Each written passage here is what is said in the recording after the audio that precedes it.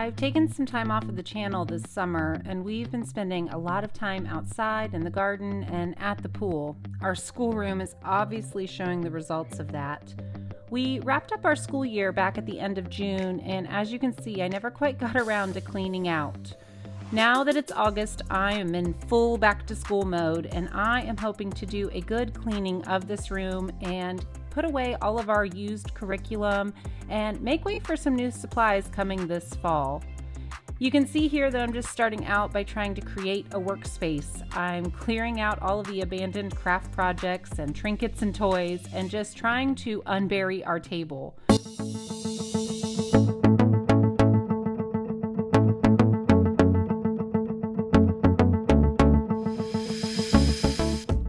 I'm just working on putting away all of our used and completed curriculum projects. I'm updating our calendar from May to August and putting away our fish tank bottles. I have no idea why there is an ice maker bucket down here. And now I'm starting to get stressed. I am finding an entire basket full of just toy soup. Anybody else's kids like to make collections of Legos and rocks and paper scraps, all mixed together, trash to treasure style?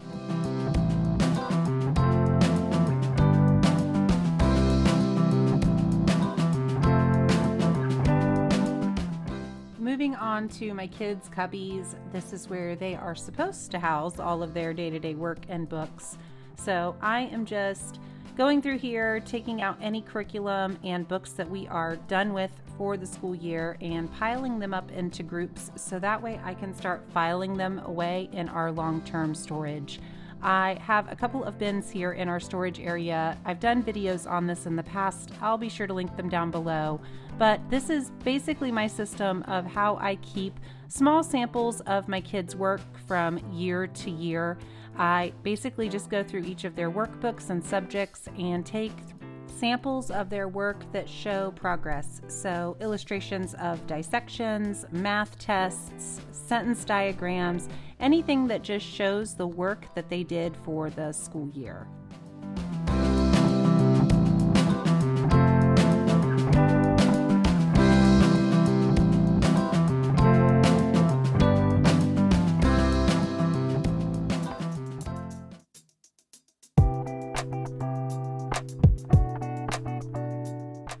Alright, so new day, new outfit, and this time I came armed with a mega frilly drink from my favorite coffee shop, as well as a new bin from Staples to file my kids' work in.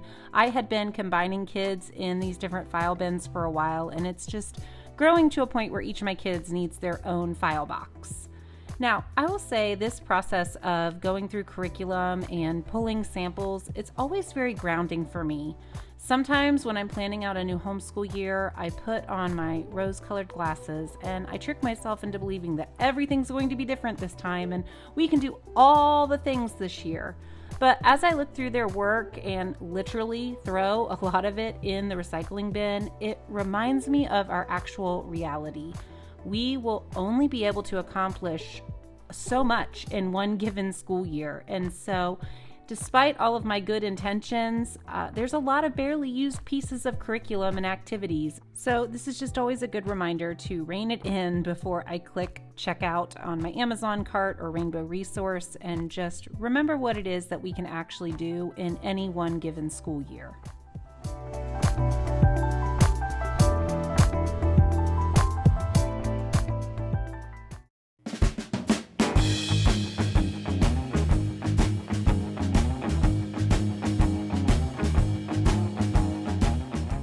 So I'm back at it. I had to take a little pause this afternoon to run some errands and make lunch for everybody, but now I am trying to put away some of the books and curriculum that I want to keep for years to come.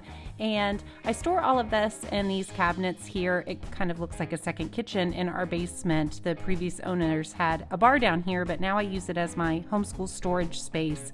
Oh, pausing. I have a child bringing me yet another collection of hairbands and rocks. Yeah. Anyways, I am just trying to put away all of my teacher manuals and student workbooks and things that are still good that I may use with Mariah or Ezra or Ava down the road. And I tend to be a little bit of a homeschool curriculum pack rat. Just truth right there.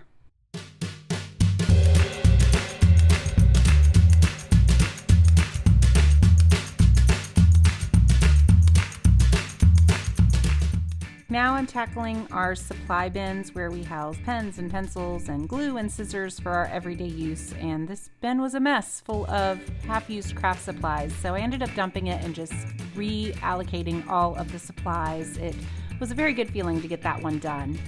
Now I'm adding some school supplies to my shopping list just so I remember what we need when I am out and about with all of the sales going on.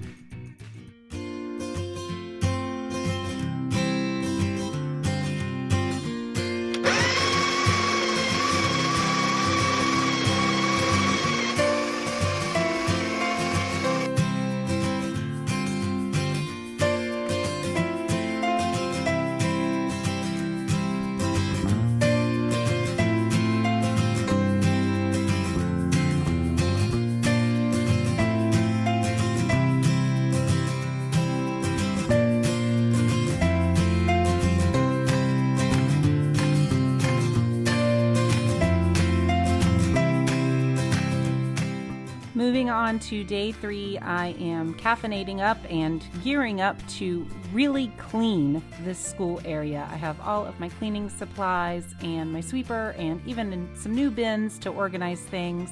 This room just needs a good dusting and sweeping. And oh yeah, I forgot. I did not go through some of our supply bins and drawers yesterday, so I'm starting out there and finishing up going through all the drawers, throwing away, yes, some trash, and also finding a few things that I'm just ready to let go of or donate. One of the downfalls of collecting so many homeschool items is that it does take time, energy, and effort to keep them organized and in good shape, and this is a price I'm willing to pay. Oh look, I found my BJU press box. I've been searching for this. I have a Spanish course that I need to send back to them. And oh no, this is the moment where I find a cabinet full of curriculum that I had forgotten about and even had repurchased a couple of these things just because I haven't gone through these cabinets in a little while.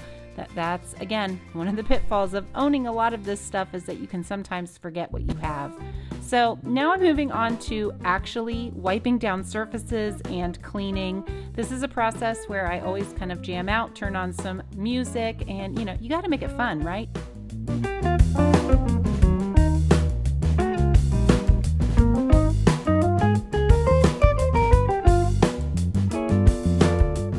Alright, I've been putting this one off for a while. This sink gets a lot of use between science projects and arts and coffee making. It gets nasty really quick, and I have not given this a thorough cleaning in a while. So today was the day.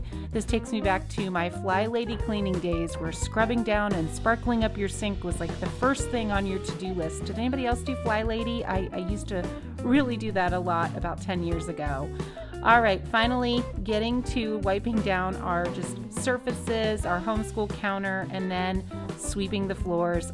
Completing all of this is what is going to pave the way for new things to come in the fall. So be sure, if you're not subscribed to the channel, to stick around. I have a bunch of new content coming up in the next few weeks that you're not going to want to miss. And stay tuned at the very end of this video. I have a little nugget of just cuteness for you coming up.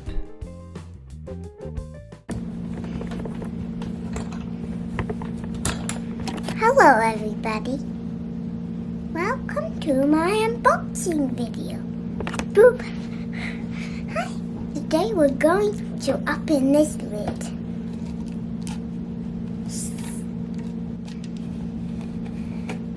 Okay, you do this. And you do that.